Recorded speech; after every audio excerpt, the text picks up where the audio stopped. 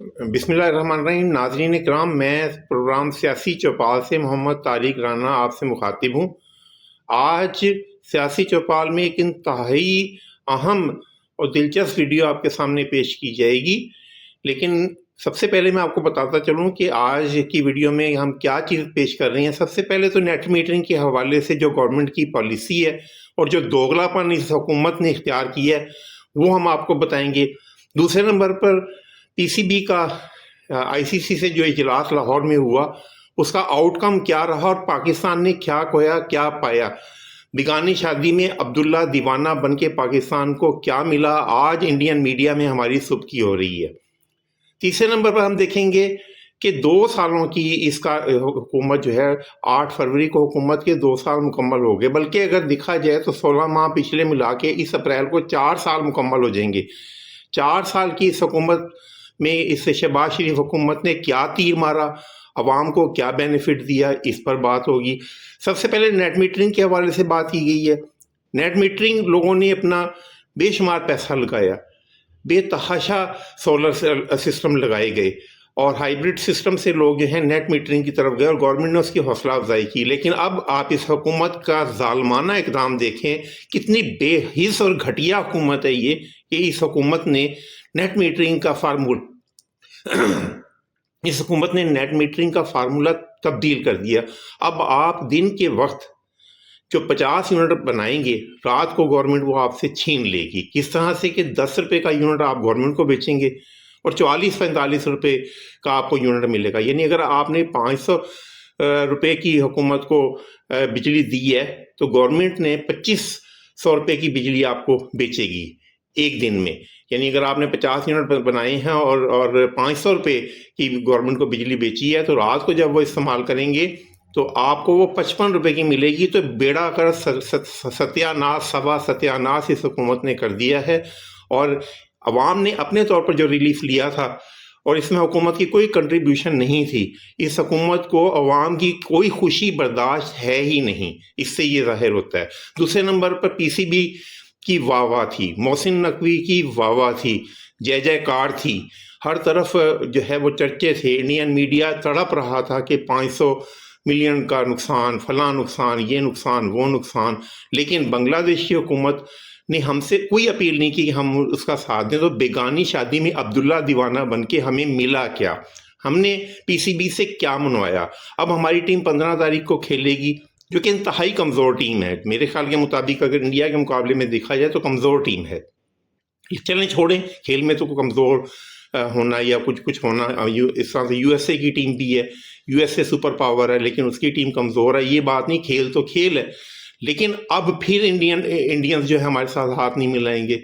India जो है फिर वही उन्हीं अच्छे हथकंडों पे आ जाएगा। तो हमने बांग्लादेश के मुतालबात मनवा के क्या पाया? इंडिया हमारे साथ टेस्ट सीरीज नहीं खेलता, इंडिया हमारे वेन्यूज़ पर नहीं खेलता। एक बहुत अच्छा मौका पाकिस्तान को मिला था इंडिया को घुटनों पर लाने का, वो भी हमने ज़ाया कर दिया है। तो तीसरे नंबर पर हुकूमत की कारकर्दगी देखें तो इस 4 साल की कारकर्दगी में नौजवान बेरोज़गार हो गए हैं। 2 शोबों को हुकूमत ने बिल्कुल क्रश करके रख दिया है, एक एजुकेशन, दूसरा मेडिकल का शोबा। लाखों तलबा मेडिकल की तालीम, 1.5 करोड़ रुपए की मेडिकल की तालीम हासिल करने के बाद 40,000 पर नौकरी करने पर मजबूर हो चुके हैं। क्या प्राइवेट सेक्टर को, और 40,000 जो है वो एक मजदूर की उजरत है।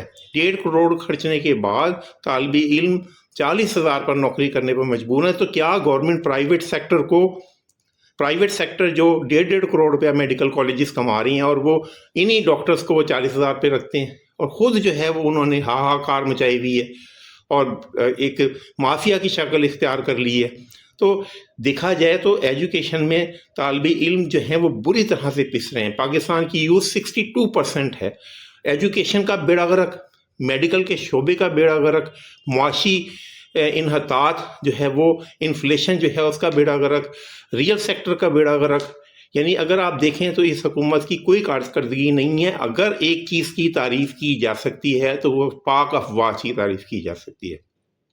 कि 9 मई को जिस तरह से हिंदुस्तान के दांत खट्टे पाकिस्तान आर्मी ने किए, पाकिस्तान एयरफोर्स ने किए वो काबिल तारीफ है। पाकिस्तान में अगर अगर सर बुलंद हमारा हुआ है तो वो हमारी पाक अफवाज की वजह से हुआ है। तो इस हुकूमत की कारकर्दगी क्या है? 0/0। किसी भी तरह से ये हुकूमत जो है वो डिलीवर नहीं कर सकी है। क्यों? क्योंकि इस वक्त दो ही पार्टियां हैं और ये इन्हीं दो पार्टियों ने रहना है। इमरान खान की जो हुकूमत है वो तो अब आने वाली नहीं है। इमरान खान रोज़ ब रोज़ रूबा जवाल है और उसकी पार्टी जो है वो बिल्कुल फिनिश हो चुकी है। तो अब देखा जाए तो यही दो पार्टियां जो हैं वो गलियां हो जान सुंजियां विच मिर्ज़ा यार फिरे। तो अब इनको हमें भुगतना है, कब तक भुगतना है ये हमने देखना है कि और फिर सिर्फ उम्मीद अगर सिर्फ है तो इस वक्त पाक अफवाज के अलावा किसी और से उम्मीद हमें नज़र नहीं। मोहसिन नकवी साहब से पूछना चाहूँगा कि पाकिस्तान को क्या कल हासिल आपको वसूल जनाब हुआ, यही प्रोग्राम से खबर दी थी, पाकिस्तान को क्या मिला, और क्या बांग्लादेश ने हमसे दरख्वास्त की थी कि आए हमारी लड़ाई लड़ें? वो तो उनके तो सदर भागे भागे यहाँ आए, उन्होंने कहा बस करें, सितंबर में इंडिया ने हमारे पास आना है। वो सीरीज़ मक्कू ठप्पा जा रहा है उसका, हमारे यहाँ इलेक्शन है, उन पे फ़र्क पड़ रहा है। तो अच्छा, नंबर 1। नंबर 2, हमने बाइकआउट किया किस असूली मौक़िफ़ पर किया, क्या था, क्यों किया बाइकआउट? और नंबर 3, अगर बाइकआउट किया था और अब हमने खेलना है तो हमें नहीं पता था कि श्रीलंका ने मुश्किल वक्त में हमारा साथ दिया है और हम उनको मुश्किल वक्त में साथ देंगे? और क्या अब भारतीय खिलाड़ी और कप्तान इस फैसले के बाद कि हम खेलेंगे हाथ मिलाएंगे ग्राउंड में, हमारे साथ कोई सीरीज़ खेलेंगे? हमें क्या हासिल वसूल हुआ? ये जज्बाती बचगाना सतही फैसला करके और पराई शादी में अब्दुल्ला शहबाज साहब ने फैसला किया था थे हम, उससे हमें क्या फायदा हुआ? इसी तरह हमने मुल्क तबाह किया इस अफगानिस्तान के लिए। मजबूत अफगानिस्तान तो मजबूत पाकिस्तान, अब ले लें मजे। इसी तरह हम ये भी तबाह कर रहे हैं। कभी भी हम नहीं कहते कि पाकिस्तान फर्स्ट। हमें क्या मिला? आज इंडियन मीडिया बड़ा मजाक उड़ा रहा है। और भाई, अगर आपने खेलना ही था तो कहते, अगर आप समझते थे कि आपने भारत की नींदें हराम कर दी, उनको $500 मिलियन का या $250 मिलियन का नुकसान होना है, तो एक कहते जय शाह को जरा कहें हमें फ़ोन करें, रिक्वेस्ट करें कि हम खेलेंगे और आप बाइकआउट ख़त्म करें, आप खेलें हमारे साथ। आज इंडियन मीडिया हमारा मजाक उड़ा रहा है। खैर, उसको तो छोड़ें, लेकिन हमें क्या मिला, क्या हासिल वसूल हुआ, ये फैसला क्यों किया? अजीबो गरीब, पता नहीं किन लोगों के हत्थे ये मुल्क चढ़ा हुआ है, बचगाना फैसले हो रहे हैं, क्या हो रहा है? दूसरी बात, आज आपको इस बात पे भी मुबारकबाद देनी थी और पूरे मुल्क को कि अली मुस्तफ़ा डार साहब जो मरियम नवाज़ साहबा के मशीर हो गए हैं, मतलब नवाज शरीफ साहब के दामाद मरियम नवाज़ साहबा के मशीर हो गए हैं। जब इस तरह मैं जमहूरियत को फलते फूलते देखता हूँ तो बड़ी खुशी होती है, बड़ा दिल को इत्मीनान मिलता है। एक तरफ आसिफ अली जरदारी साहब ताहयात इस्तिस्ना, बिलावल भुट्टो वज़ीर ख़ारजा रह चुके, MNA पार्टी हेड कर रहे हैं आसफा भुट्टो खातून अव्वल, और वो अभी एक गैर मुल्की दौरे पर स्टेज पे कौन बैठे थे उस मुल्क के सरबराह के साथ? आसिफ अली जरदारी, बिलावल भुट्टो, आसफा भुट्टो, बख्तावर भुट्टो और उनके खामंद। ये है पाकिस्तान की नुमाइंदगी। इधर अल्हम्दुलिल्लाह नवाज शरीफ साहब हेड हैं पार्टी के, उनके भाई वज़ीर आज़म हैं, उनकी बेटी वज़ीर आला हैं, उनके समधी वज़ीर ख़ारजा और डिप्टी वज़ीर आज़म और उनके बेटे आज मशीर हो गए हैं। अल्हम्दुलिल्लाह जमहूरियत फल फूल रही है। तीसरी बात कि ये जो हुकूमत पाकिस्तान ने कमाल कर दिया है कि 40 रुपये फ़ी यूनिट बिजली बेचेगी और 11 रुपये फ़ी यूनिट ख़रीदेगी और FBR 18% टैक्स लेगा, मगर वो लोगों से लेगा, उनके जो 11 रुपये या 10 रुपये उनसे लेगा।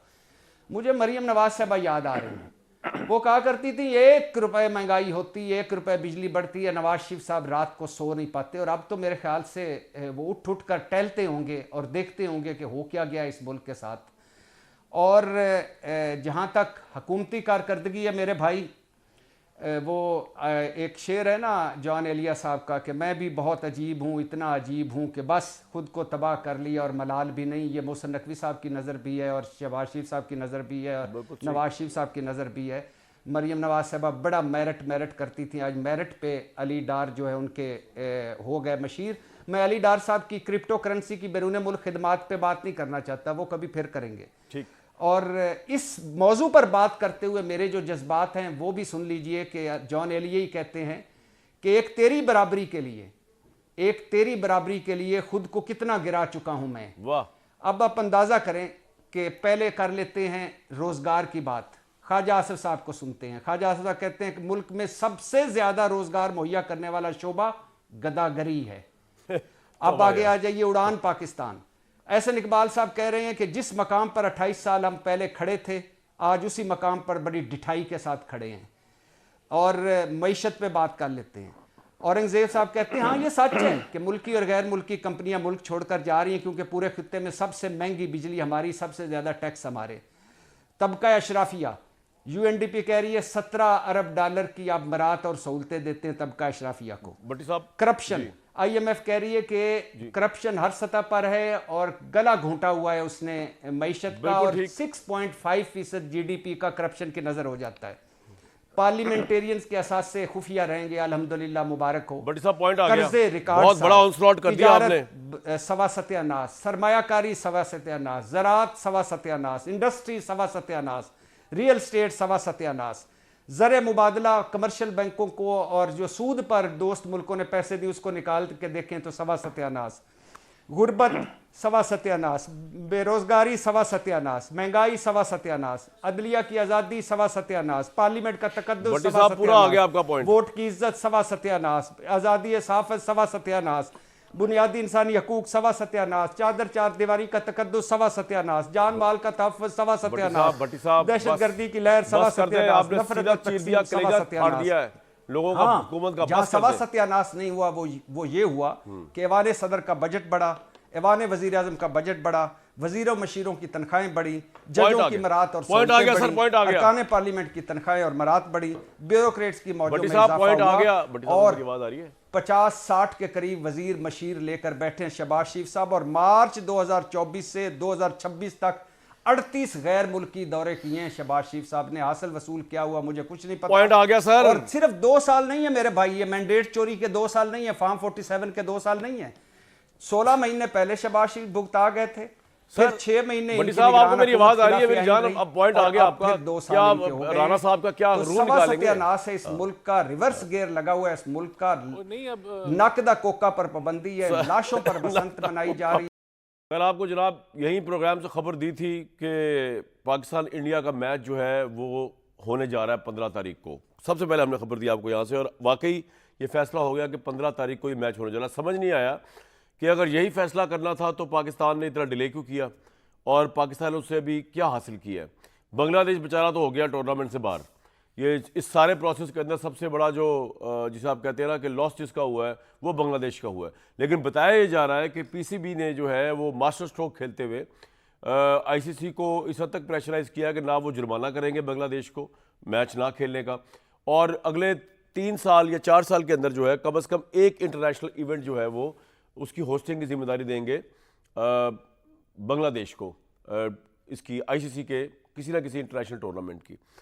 तो दूसरी तरफ हिंदुस्तान में जो है वो ये बगले बज रहे हैं कि जनाब पाकिस्तान जो है वो झुक गया, हो गया, कट गया, ये हो गया। और कुछ लोग ये भी कह रहे हैं कि नहीं जनाब पाकिस्तान का चेयरमैन पाकिस्तान के पीसीबी ने पूरे आईसीसी को आगे लगा दिया। 15 तारीख को मैच होगा। जो पाकिस्तान की परफॉर्मेंस चल रही है उसके बाद मैं ज़्यादा उम्मीद अफजा तो नहीं हूँ, क्योंकि ऑब्वियसली हमने जज्बात अपनी जगह पे, नेशनलिज्म अपनी जगह पे, लेकिन जो पाकिस्तान जिस तरह अमेरिका के हाथों मुश्किल से रन्स बना रहा है, जिस तरह नीदरलैंड के खिलाफ बमुश्किल मैच जीत रहा है, तो हिंदुस्तान की टीम तो एक नेक्स्ट लेवल की टीम है। ना ही मैच खेलते तो शायद बच जाते, सुबकी से अक्सर हमारी हो जाती है। लेकिन बहरहाल ये तमाम चीज़ें इन पर ज़रूर बात करूँगा मैं। लेकिन साथ साथ हम बहुत ज़्यादा बात कर रहे थे प्रोटेस्ट की कि जी 8 फरवरी का प्रोटेस्ट, और मैंने तो कल आपको बताया कि वो एक ख्वाब था कि लाखों का मजमा होगा पूरे पाकिस्तान से और डयाला के बाहर होगा इमरान की रिहाई के लिए। आँख खुली, ख्वाब ख़त्म हुआ, लोग बसंत मना रहे थे लाहौर में, और बाकी लोग अपने घर में संडे एंजॉय कर रहे थे। लेकिन हमने ये बात अब तक नहीं की कि इस हुकूमत ने क्या तीर चलाया 2 साल के अंदर। एक तीर तो मैं आपको बताया तो जो चलाया है, और वो तीर जो चलाया है वो एक तीर होता है तीर चलाना दुश्मन की तरफ, एक होता है निश्तर लगाना अपने ही लोगों को। ये जो इन्होंने नया नेट बिलिंग का निज़ाम मुतारिफ कराया है, मैं कहता हूँ कि यार इंतहा हो गई, मतलब बदमाशी की इंतहा है। कोई हुकूमत जो अपनी आवाम के लिए दर्द दिल रखती हो वो इस तरह का बिल ला नहीं, इस तरह का कानून ला नहीं सकती। सोलर सिस्टम आया था, अमीर गरीब मिडिल क्लास लोअर क्लास उनको एक रिलीफ मिला था कि यार चलो हम ये बिजली के इतने बड़े बड़े जो बिल है इनसे बच जाए, एक दफ़ा इन्वेस्टमेंट करके सोलर लगा लें, उसके बाद और कुछ नहीं होता तो उनके बिल ज़ीरो हो गए थे।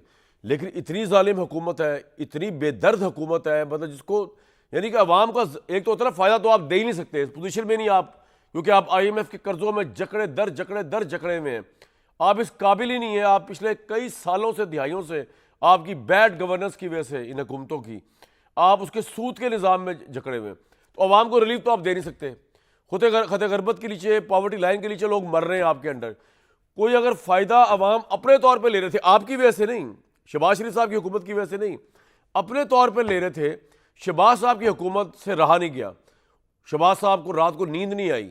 उन्होंने कहा कि अवाम को ये फ़ायदा कैसे हो रहा है, ये फ़ायदा अगर अवाम को हो गया तो पता नहीं, आसूदगी मिल गई तो पता नहीं, अवाम का फ़ायदा हो गया तो हमारा कितना नुकसान हो जाएगा। तो शहबाज शरीफ साहब की गवर्नमेंट ने अवाम के इस वाहिद फ़ायदे को निश्तर में ऐसे बदला, तीर तो वो क्या चलाते। उन्होंने कहा कि जनाब पहले तो ये था कि लोग सुबह को सोलर सिस्टम चलता था तो रात को उनकी बिजली जो थी वो एडजस्ट हो जाया करती थी वापडा के साथ, या जो भी आपकी वो गवर्नमेंट से एडजस्ट हो जाया करती थी। अब उन्होंने ये कहा कि जनाब पहले तो ये था कि अगर आपका 1 यूनिट आप प्रोवाइड कर रहे हैं वापडा को तो आपको 1 यूनिट मिल जाएगा, कि अगर आपने सुबह को आपकी लाइट से बच गए 30, 40, 50 यूनिट बच गए, आपने बिजली चलाई, सोलर सिस्टम लगा हुआ है, एनर्जी ने 40-50 यूनिट आपको एक्स्ट्रा दे दिए, वो आपके रात को 40-50 यूनिट वापडा एडजस्ट कर दिया करता। अब उन्होंने कहा नहीं, हम तकलीफ देंगे अवाम को। शहबाज साहब की गवर्नमेंट ने कहा, उनकी कैबिनेट ने कहा, उन्होंने कहा कि हम आपको 1 यूनिट जो है आपका जो है आप जब 5 यूनिट देंगे, अब ये नहीं होगा कि 1 यूनिट के बदले 1 यूनिट, आप जब 5 यूनिट देंगे तो अब हम आपको 1 यूनिट देंगे। यानी बदमाशी की इंतहा है। आपसे हम 10 रुपए का लेंगे, आपको 55-60 रुपए का 55-56 रुपए का बेचेंगे। मतलब हुकूमत रिलीफ देती है, हुकूमत सब्सिडीज देती है। ये पहली हुकूमत है शहबाज शरीफ साहब की हुकूमत जो है, पहली तो नहीं, खैर पाकिस्तान में हर हुकूमत ही ऐसी है। ये वो हुकूमत है कि जो अवाम से ज़रा सा भी रिलीफ वापस ले रही है। ये इनकी 2 साल की परफॉर्मेंस का अगर मैं आपको एक वो निकाल दूँ ना, यक निकाती एजेंडा, वो ये है। अब जो लोग बेचारे जीरो पे चले गए थे उनके भी 1.5 लाख रुपए बिल आ रहे हैं, जिन्होंने 25-25 लाख रुपए के सोलर लगाए, जिन्होंने 5-5 लाख रुपए के लगाए अपनी कैपेसिटी में रहकर, उनके भी अब बिल आने शुरू हो गए।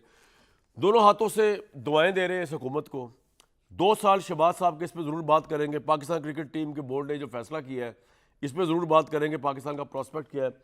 अगर आई थिंक 2 साल में कोई कामयाबी पाकिस्तान को मिली है ना, अब लोगों को अच्छा लगे या बुरा लगे, वो ये मिली है अफवाज पाकिस्तान ने, जो हिंदुस्तान की को मज़ा चखाया है और ऐसी हैबत तारीख की है कि अमेरिका तक उसकी गूंज गई।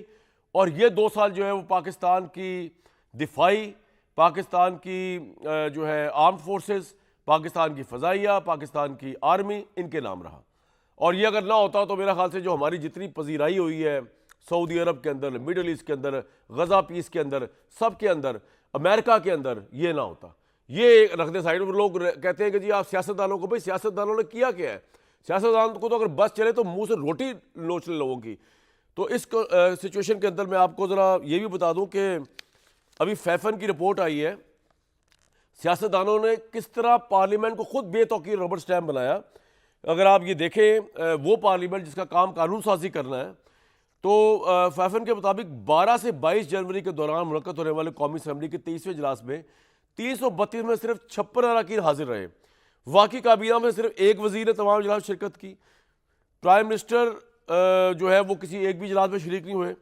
पीपल्स पार्टी के चेयरमैन बिलावल भुट्टो पूरे सेशन में गैर हाजिर रहे। लेकिन सबसे इंटरेस्टिंग बात जो इस रिपोर्ट में वो ये कि जब कौमी असम्बली के ज़्यादातर अरकान सिर्फ एक दिन में आए, जिस दिन ये बिल मंजूर कराना था जिसका ताल्लुक उनके अपने असासों की मालूमात को महदूद करने के मुतालिक था कि आप एक साल के लिए डेफर कर दें। जहाँ इस तरह की हुकूमत हो, इस तरह के कमिटमेंट्स हो, फिर भी ये मुल्क चल रहा है, तो मैं किसको सलाम करूँ, किसको सलूट करूँ? जब मैं करता हूँ फिर लोग माइंड कर जाते हैं। राना एहसान अफजल साहब कोऑर्डिनेटर है प्राइम मिनिस्टर के। इनकी हिम्मत है कि ये प्राइम मिनिस्टर साहब जो कि प्राइम मिनिस्टर इन वो है, इन चेयर तो है, प्राइम मिनिस्टर इन पावर है या नहीं ये पता नहीं, लेकिन उनको डिफेंड करेंगे और बड़ी बखूबी करेंगे। मोहम्मद ज़ुबैर साहब साबिक़ गवर्नर सिंध